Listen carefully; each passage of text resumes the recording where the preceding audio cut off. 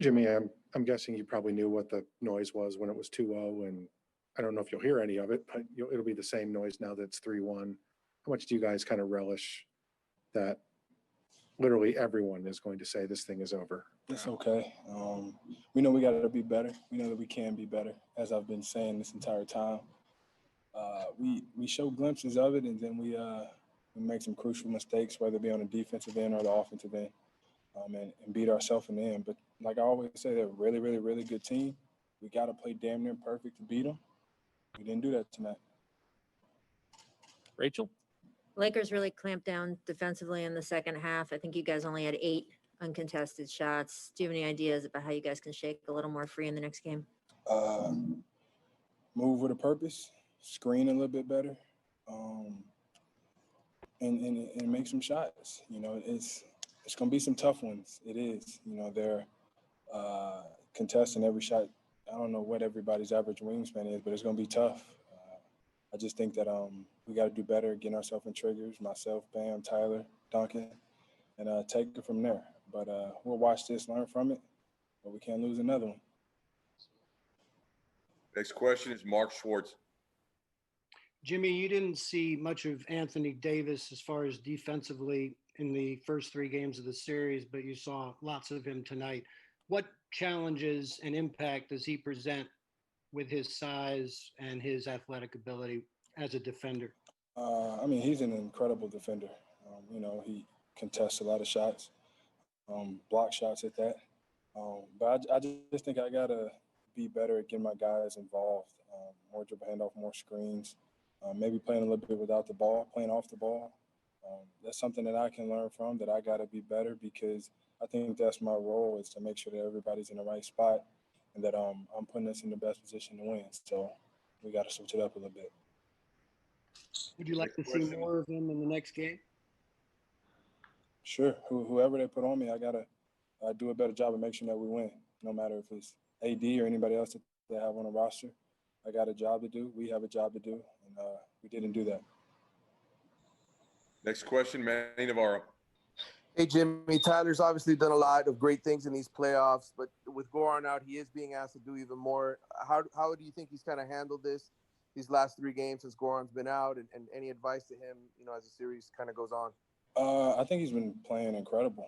He's making all the right decisions. He's taking all the right shots. And he's just out there playing carefree, as he should. We want him to stay aggressive, be aggressive, and continue playing the best version of basketball that he has. He's been helping us all year long. He's going to continue to help us. And I tell him, keep going. Always keep going. You make a mistake, forget about it. Get back, and let's try it over on the next play. Thanks. Next question, Nick Friedel. Jimmy, you've said all along that this team plays with a chip on its shoulder. It plays well with its back against the wall. Why doesn't the confidence of the group shift, even though the odds are stacked the way they are right now? I don't think that it should. I just think we're so comfortable with who we are and how we play that that's what we're going to go out there and do. And we're going to live with the end result. Obviously, we want it to be a win, but we just got to lock in on us, knowing that we can control a lot of these things. But our confidence ain't going nowhere. It's going to stay high. I'm going to make sure that it stays high, because it's going to have to be at an all-time high to get this next win. Malika here in the front. Jimmy, what was your reaction when you found out that Bam was available to come back and play, and how was it having him back out there? I was happy for him. I think the entire team and organization was happy for him too. He does so many things for us. Another guy that can handle the ball, that can score the ball, defend, rebound, all of that good stuff. And I think that as we get him back into it and he watches the film with everybody else, he's going to see how he can really, really, really put his imprint on the game. So I'm excited to have him back, and we're going to do something special with him. Next question, Jared Weiss. Usually at these point of the series, players are talking about how they have to make little adjustments with the scheme and things like that. But you guys were able to force a lot of misses at the end there, and then they would just get the offensive rebound. So Spo said that the next game needs to be kind of one in the mud. Do you feel like there's some sort of adjustment that needs to be made, or are you just keep fighting? It's kind of a backbreaker, though, whenever you get a stop and then they get the offensive rebound. We talk about it, and then it happens. And it's crucial possessions late in the fourth. You know, I got to get in there and help rebound. Everybody, we just got to put our nose in that basketball and get it up out of there.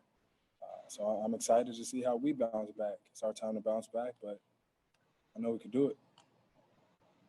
All right, Jimmy, thank you. Yep. That's it. Hey, LeBron, I just want to ask you about KCP down the stretch there. You grabbed the rebound off Jimmy's miss, push in transition, see him in the corner. Just wonder, all the teammates you've had, you know which guys are going to be capable for those moments in the finals game. What you thought of that and his effort overall?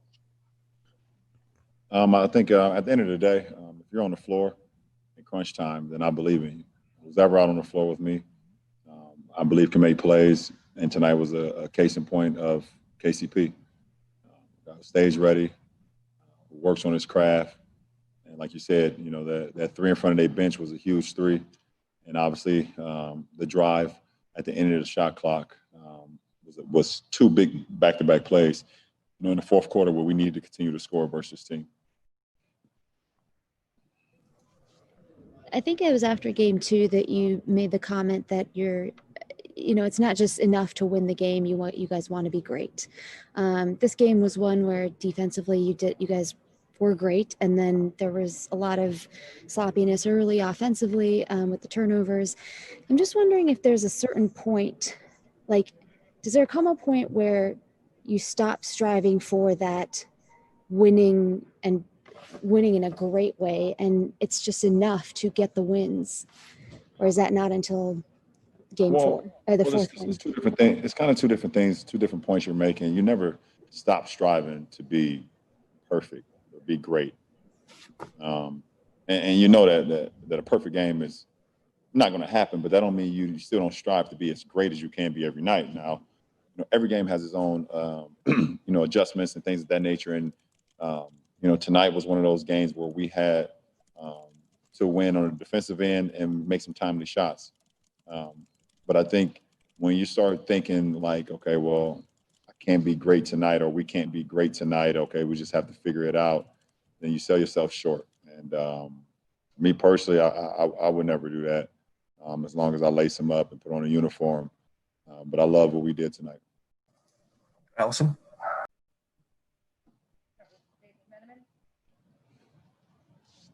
LeBron, you guys took a 5-point lead to the fourth quarter and won the game, which made you, as a team, 56-0 this season, taking a lead into the fourth. What does that say about the makeup of your team, and do you take any pride in being on a team that can possess that stat? Well, I think the fourth quarter obviously is winning time. You got 12 minutes to buckle down defensively with the lead, try to hold that lead, and then you have to execute offensively. And obviously didn't know the stat, coming into tonight, but for us, that's just the mindset. We got 12 minutes, and if we have the lead, it's our job to outscore the opponent or hold them to less points as us, which is the same exact thing. And because if we win the quarter, we win the game, and that's kind of been our mindset all year long. I know you talked about AD's great games and said that's who AD is, but in the last 2 days, from where he sort of told us after game 3, he felt like it could have been more aggressive to the guy he was after hitting that shot with 39 seconds left, beating his chest. What did you see in sort of his just getting back to that place where he can be the player that he can be? Well, I mean, he's a big shot maker in the shot clock, early in the shot clock, fourth quarter, first quarter, everything in between. And it was just a great setup by Doe. First, the possession before that, Doe was able to fake it like he was going back to him, carry himself into the lane, get a layup. And then, kind of the very next possession, he was able to, finding AD, just kind of stared at the shot clock, knew it was late in the shot clock, and obviously trusted his shot that he works on consistently. So big time shot, big time play for our team to be able to put the game away. Ron, Spo just said over here that this game being tight back and forth the entire time, that it came down to moments of truth. You guys won more than they did at the end. But when AD hits that shot and you're doing the Ric Flair and screaming a little bit, is there a different kind of satisfaction when y'all are so tight all night long and then you have that kind of a breakthrough at that point? Well, you kind of know momentum plays, momentum shots, depending on the score, the time, what's going on, within the last few possessions. They were going back and forth, with us, and we were going back and forth with them. Duncan Robinson hits one off the glass at the end of the shot clock for a 3. Bam hits one off the glass, and, right there before we thought that possibly went in. Obviously, it didn't count. Hero hit some big shots. So we were, Jay Crowder, me and, Doe had a clean rebound. We both going for it. We smash each other in the paint. They kick it out to Jay Crowder. He hits a shot. So, to be able to, get some stops and then make a timely shot up 6, kind of, if you make that shot, that 3 to put you up 9 at that point in time of the game, then you kind of want to get one more stop, obviously, but it's, you got the time on your side.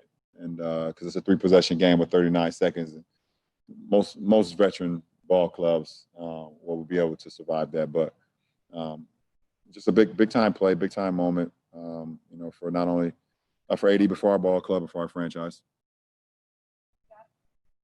LeBron, what is an extra day of rest mean in a very physical series like this? And does it matter more to you now than it used to? No, for me, it doesn't matter. I can go every other day if that was the case be, but I'm going to take full advantage of it. It gives me an opportunity to continue to get my body right, my mind, and everything in between. So I'll take full advantage of it, but it does nothing for me besides just getting a little extra day. I guess it does.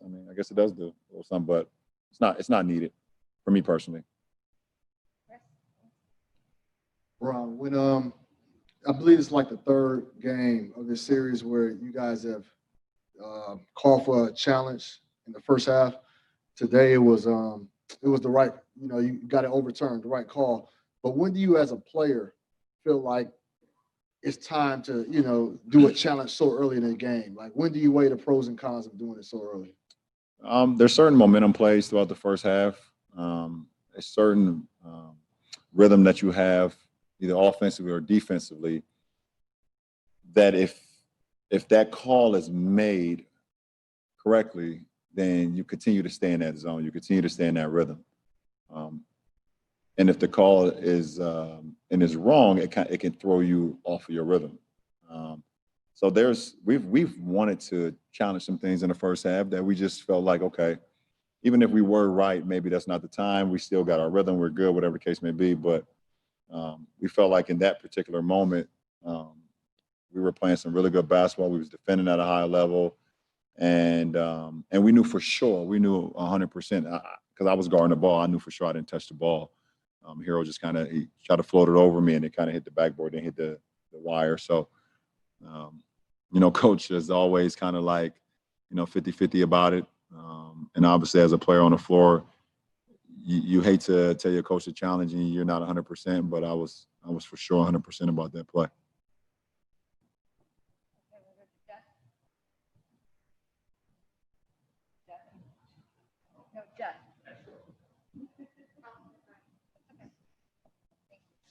LeBron, I mentioned the fourth quarter being winning time.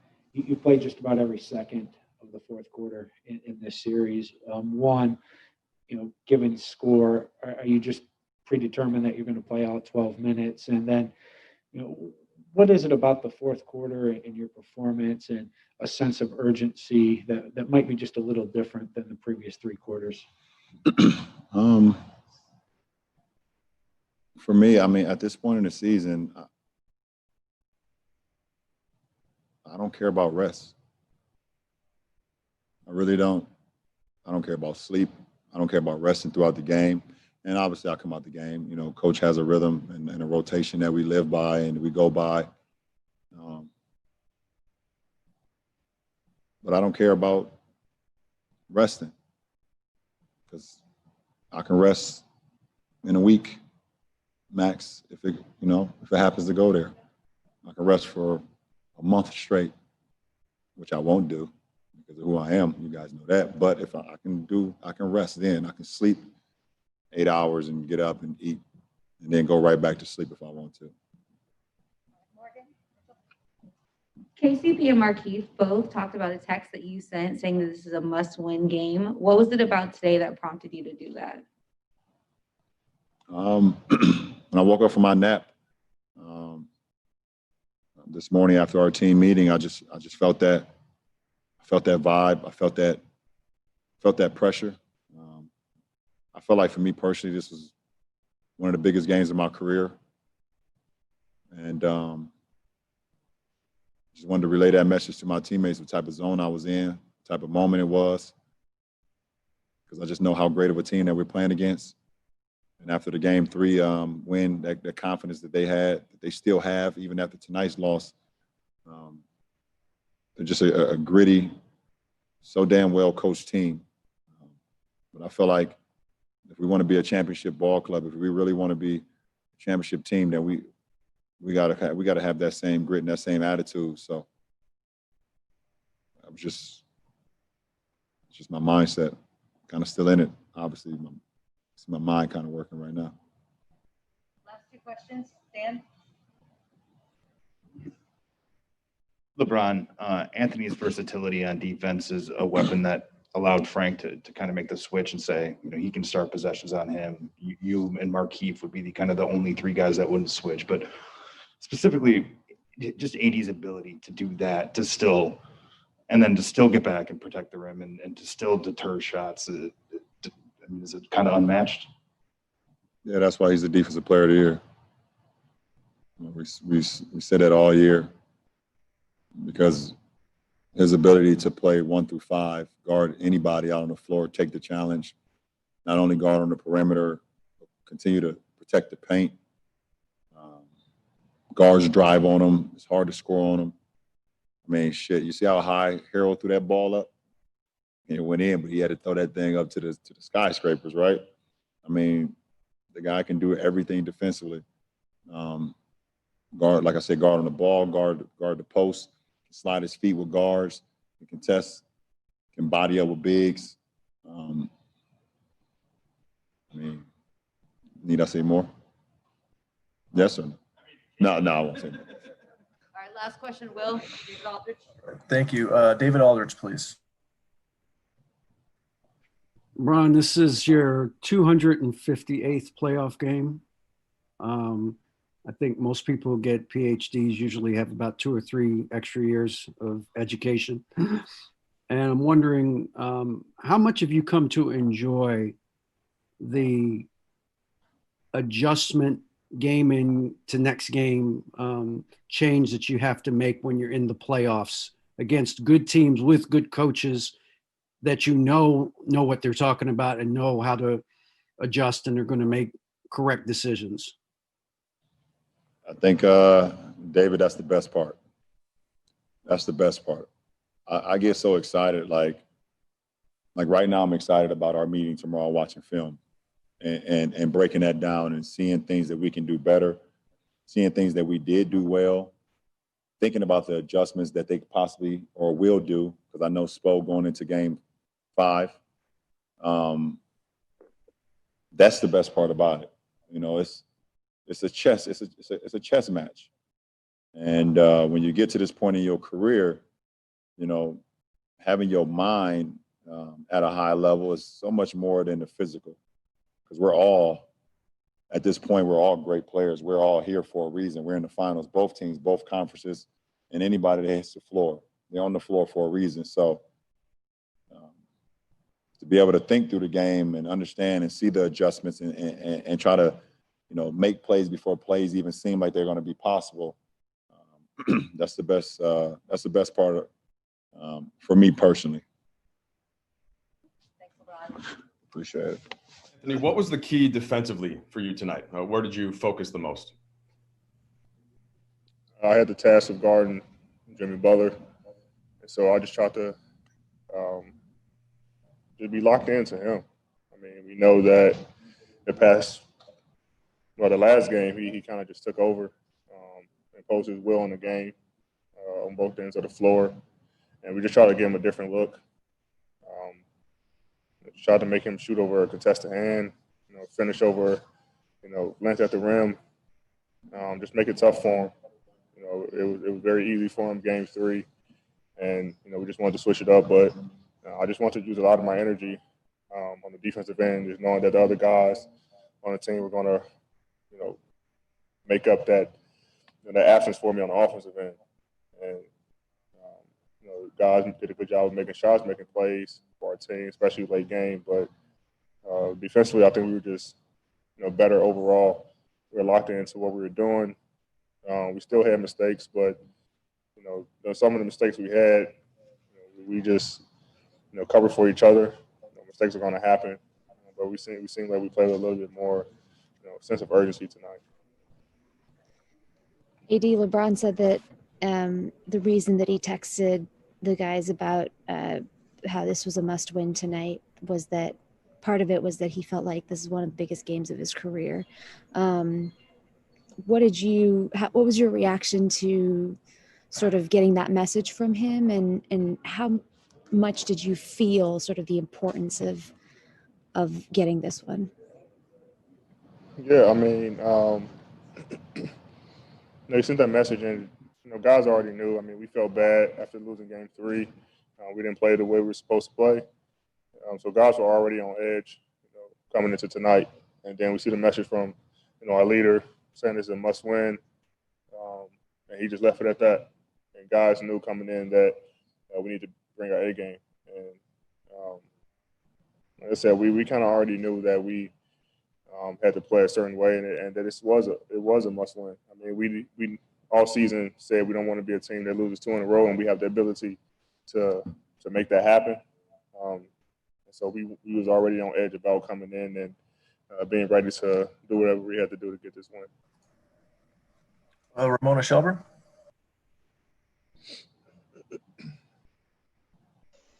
Anthony, how much of you coming to Los Angeles, playing with the Lakers, was the opportunity to learn from LeBron James, but also you learn from guys like Rajon Rondo and how they bring moments like tonight out of you when you hit that 3?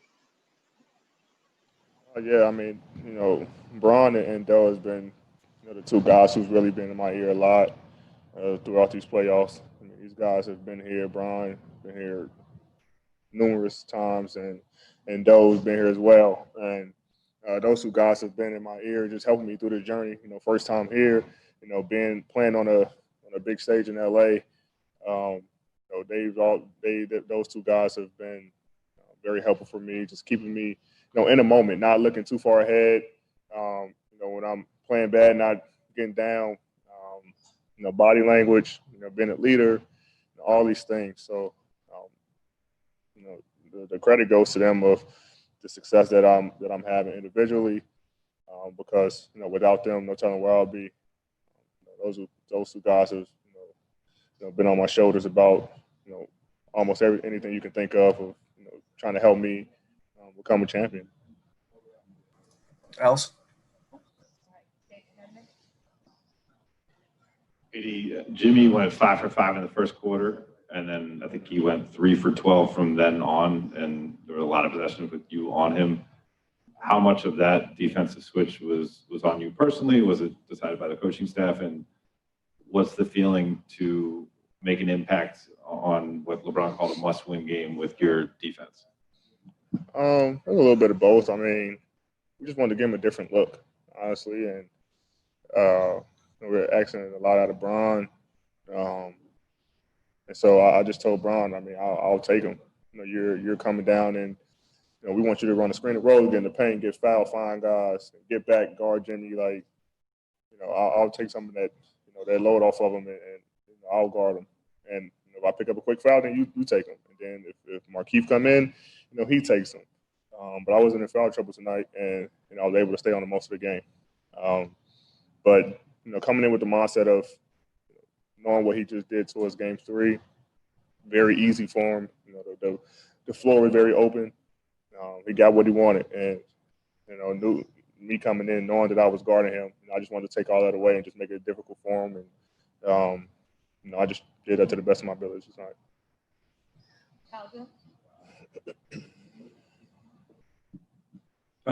Given the way the Heat won game 3 and the players they were without, it sort of seemed like after that game they they were willing to outwork you for that particular win. Did you feel that, and how much motivation did that sort of element, wanting to work at least as hard, if not harder than the Heat, motivated you in this game? As a team, we never want to be outworked. We always say that,